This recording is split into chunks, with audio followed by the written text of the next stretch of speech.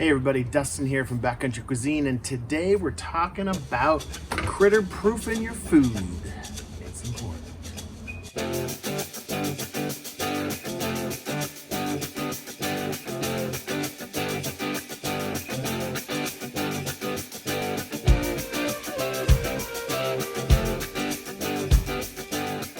There are lots of options, and some people might say, well wait, isn't this like a bear canister? Isn't that what you're actually talking about?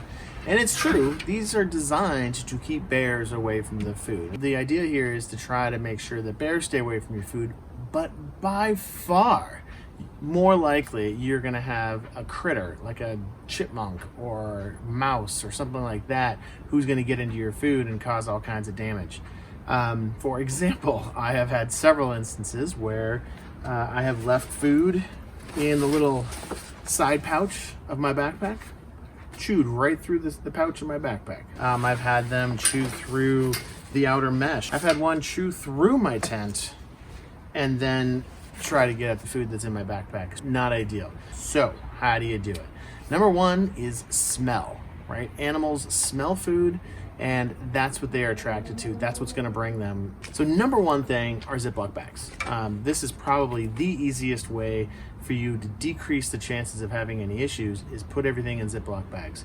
Ziploc bags are airtight, and so even if they smell inside of the bag, you're not gonna get much smell out. When I use my Ziploc bags, and let's say there's still food in them, or maybe I was mixing water in here for like a dough or rehydrating something to start, and so the bag is pretty messy, I will then roll that bag up and put it inside of another Ziploc bag.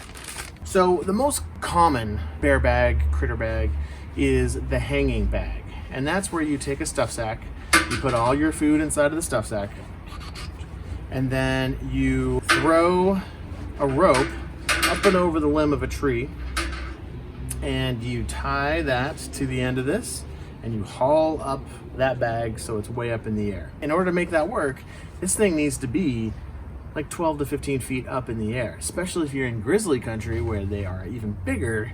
You want to ideally get it up like 15 feet or more up in the air, because they can reach, they can get up on their hind legs and reach, and if they can even just touch the bottom of your bag with their claws, then all the contents are coming out. You also need to have it far enough away from the trunk of the tree so that they can't climb the tree and swipe at it from the side. So that's usually, they say 5 feet, you should be pretty safe, but six or more feet is even better. So you need to have it out on a limb, up high, and away from the trunk.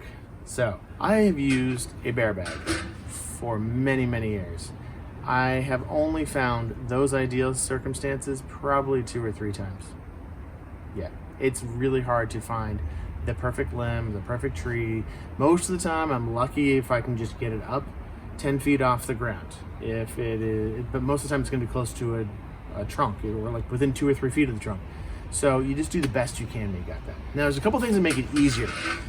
First thing, you take one of your stuff sacks and you attach it to your string, and I just use a little super cheap lightweight carabiner, and you put your rock, so you tie your string to a rock and you throw that rock up and over the limb, but you can just put your rock inside of this bag. It's so much easier, because how many times have I tied my string to my rock, thrown the rock, and the rock goes sailing and it just comes right off the string.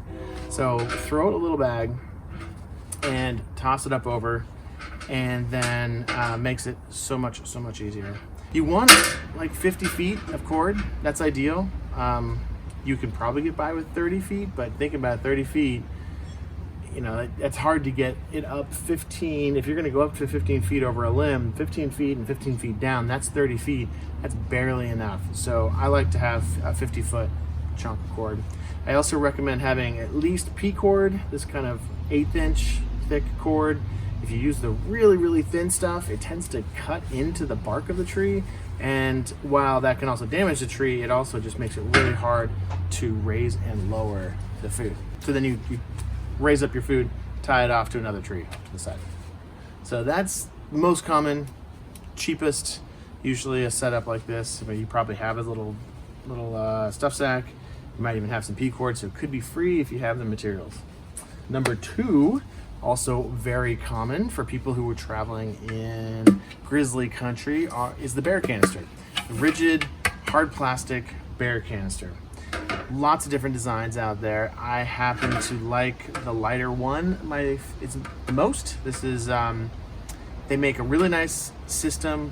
A couple reasons for that. One is that they make a small and a big, and the lid fits on either one of them. So I kind of like that notion that you can go between the two. They also are some of the lightest, as the name suggests, lighter one, some of the lightest canisters you can find out there for their volume. This particular one is kind of a cool notion, but the idea with this is that you have a little spreader bar in here so that the bear can't crush the can. It's not just the lid and the spreader bar, it's also a pan. So because they use a metal pan, you can cook on this thing, and it's got a little handle. You could reduce your cook pot if it was a single person. Now this is not enough. This is not enough volume for 2 people, but for a single person, yeah, you could totally make that work. You put in the spreader bar into your base, put on the lid, and screw in the little side nuts here. Significantly more expensive in cost. So when you go up to these, you're looking at well, I think the cheapest ones I've seen are somewhere around 50 to 60 bucks. And the last one, which is my favorite of all of them, is something called the Ursack, U-R-S-A-C-K. And the Ursack is made from Kevlar material. So this is a Kevlar material, Kevlar cord, and supposedly, and I've seen some videos of bears attacking these things, they can't cut them, they can't tear them, they can't get through them. And so these are pretty darn awesome. They are significantly lighter than these canisters. And they also will collapse down. So if I'm only gonna use half this bear bag, then I can just roll this thing up and it fits in my pack better. As I eat my food, this gets smaller and smaller. It takes up less and less space. Super nice. This guy does not get any smaller. This is the size it is. Doesn't matter. If it doesn't fit widthwise in your pack, then you're gonna feel this lump in the back of your back, and that's just how it rolls. One of the things I have done is, I was on a long trip once where it was filled to the brim, and then as we ate food, I started putting some of my gear in there to take up some of that volume. And so that's an option too, but this container is not getting any smaller. This one does. They have a very particular way where you tie it off and you cinch up the bag at the top here. Hoo-yah, hoo-yah. And then you tie it up. And again, like I said, there's a particular way you need to tie it up, and you have to, it's not that hard, but you just have to make sure they get really cinched up here. And by really cinching it up, it does a couple things. One, the hole's too small for a mouse to get through. So that's number one. You want to make sure that a mouse cannot get inside of this. Number two is you want to make sure that a bear can't get their claw inside between the gap of this and maybe start to pull it more loose. So those are the two things you want to make sure you do there. And then you take it over to a tree, you wrap it around the tree, tie it to the tree. Doesn't have to be way up in the tree. You can be right there at eye level, that's fine. They recommend using a particular knot, the square knot on the back side of this. Downsides of this, from what I've read, the bears can get their claws to puncture it slightly, just a little bit.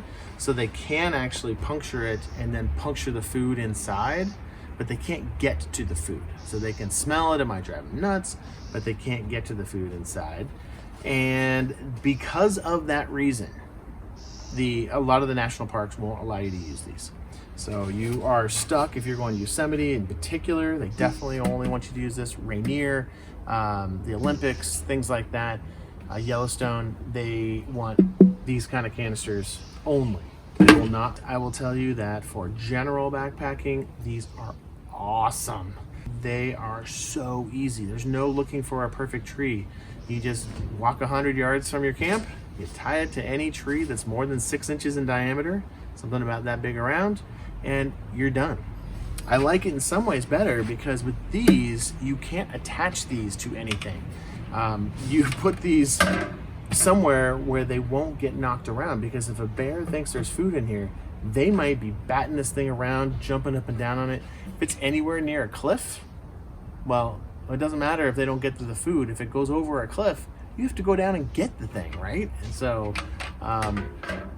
you have to make sure this isn't going to roll into place. So I usually shove it in a bush or something like that, or wedge it between a couple things, or find some place where I don't think it's going to roll off into a creek, into a river, into whatever.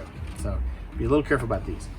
This one gets tied to a tree. It's all good. So the Ursack is by far my favorite thing, unless you're planning on going to a national park. And if you're going to be doing that, you need to have one of these. A couple advantages of the hard canister. They actually make a pretty decent camp seat. I mean, it's like a stool, but you can sit on these things. And you might say, well, you might break it. A grizzly bear is supposed to be able to jump up and down on this thing. You're not breaking it. So don't worry about that. So it makes a great stool. Number two, if you do any kind of physical therapy, I need to roll out my legs at the end of a long day of hiking. My calves are all tight. I got tons of knots, my quads. I can be sitting in camp and I can roll my quads, or my calves or my quads, using one of these. Those are bear canisters.